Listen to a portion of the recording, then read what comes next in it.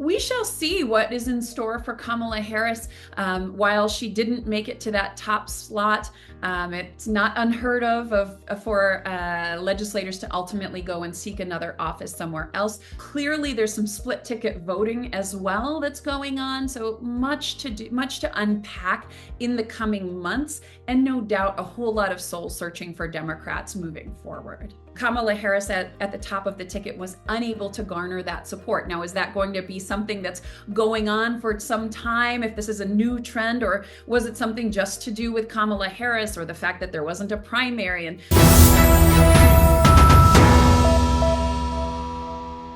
Hello, I'm Prerna and I've been joined by Sara Sadhwani, an assistant professor of politics at Pomona College in Southern California. She's also a senior researcher at AAPI Data Group that provides information about Asian Americans. Welcome, Sara. thanks so much for having me.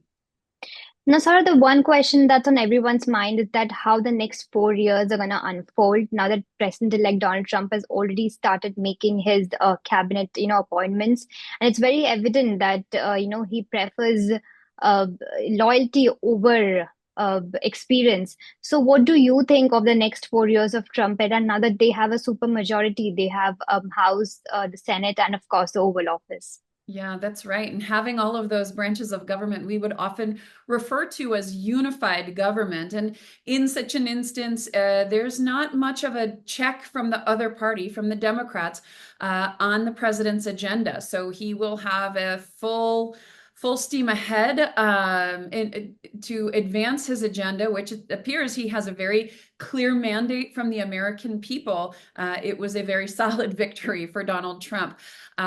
He has made a lot of promises throughout the campaign cycle. We shall see which ones of those he actually wants to advance, or what happens in that first 100 days of the presidency. I have to note, though, I think an interesting development just this week, the Senate, Republicans, of course, hold the majority there and choose the Senate majority leader. And just this week, they elected John Thune, largely seen as an institutionalist, really the protege of Mitch McConnell, who gave some pushback to the last Trump administration. They weren't exactly best of friends. So that came as a bit of a surprise to some who saw the Trump administration kind of asking them to support instead Rick Scott, who's really seen as a loyalist to Donald Trump. So much to be seen whether or not some of those more establishment Republicans within the Senate, as well as within the House of Representatives, they have not been immune to turmoil amongst their own ranks as well over the last several years. So to what extent there will be some pushback towards the president's agenda. Right.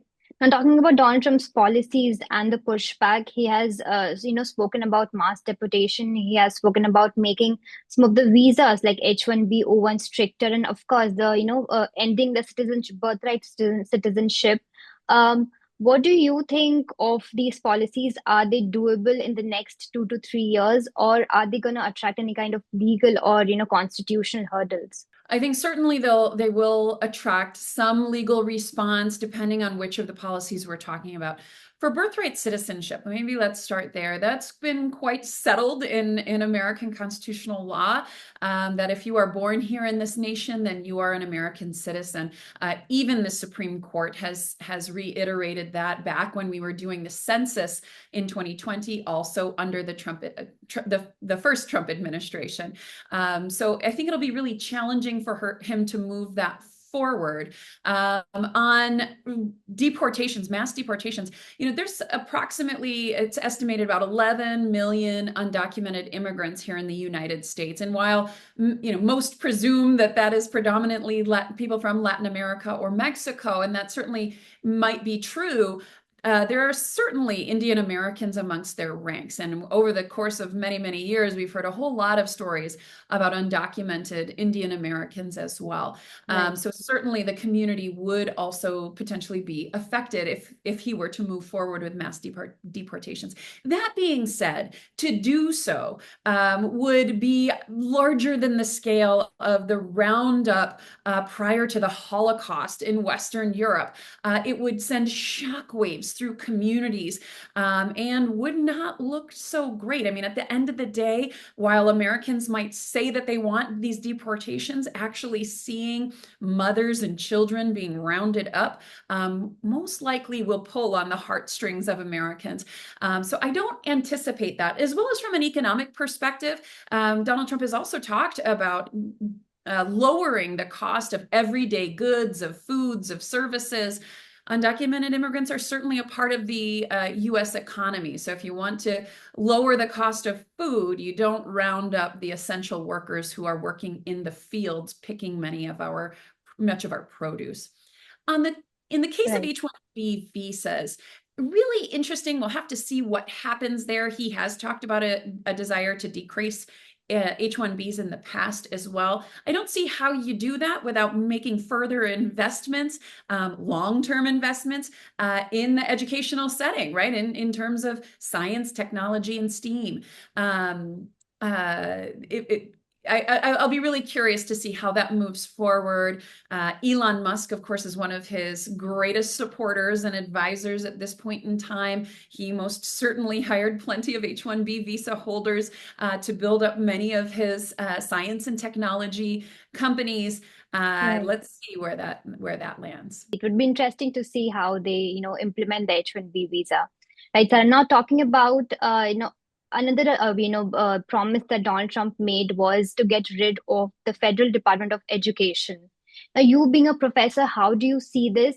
And, how is it going to affect the students? It's just talking from a layman's perspective. If this is, if this goes forward, how is it going to affect professors and students in general? It's hard to say. The Department of Education has been an institution here in this country for many, many decades. So hard to see how that actually plays out again, whether or not a Republican-led House and Senate would actually approve of such a move is unclear. So much to be seen there on whether or not he would actually be able to pull off canceling the Department of Education. Right.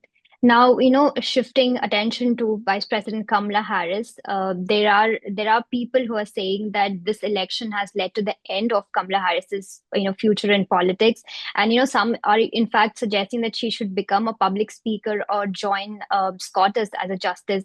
What do you think of her future in the U.S. politics? Certainly, she should do all of the speaking that she can or wants to do, and no doubt that there will be an audience for that.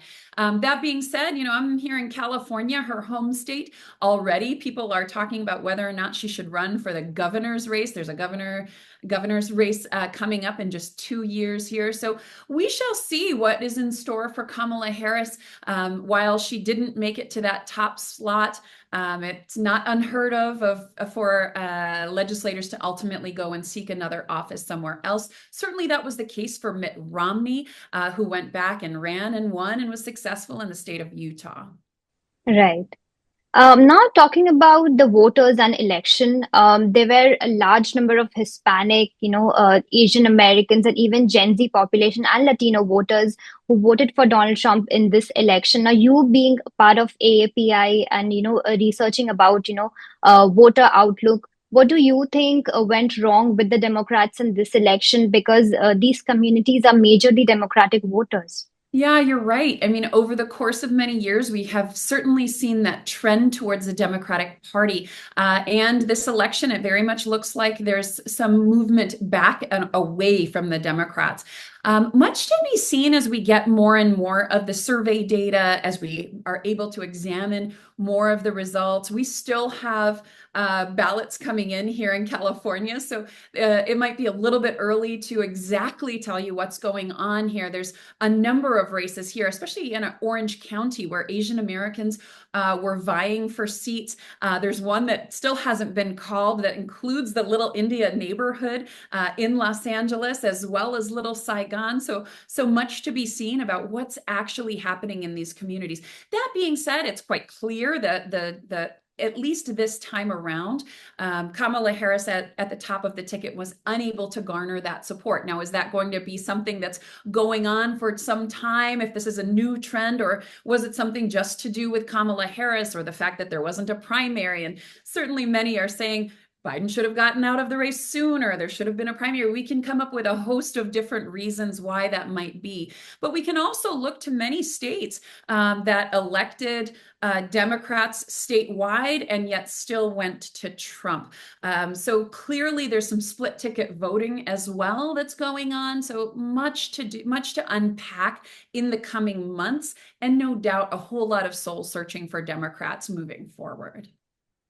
Right. Now, talking about Kamala Harris's chances of winning this election, now there are, certain population in America who thinks that it is her gender that persuaded some of the Americans to vote against her and not make her the next president of the United States. Do you think her gender played a role, or was it purely based on her policies? Interestingly, prior to the election, we were seeing in survey data evidence actually of a gender gap, that more women were preferring Kamala Harris to Donald Trump. In some of our work at AAPI Data, notably, we actually had some findings that were profiled in Times of India that Asian Americans were actually more excited about Kamala Harris's gender than her race, despite the fact that she's an Indian American. So we were interested certainly to see that that didn't appear to play out in the data, though we have certainly a whole lot more survey data and exit polling that's going to come in the coming months, and we'll really be able to get a better sense of to what extent and to what role gender was actually playing in this election. Right. Now we'll have to wait and watch how this next 4 years turn out to be. Sarah, thank you so much for joining me and sharing your insights. Of course, thanks for having me.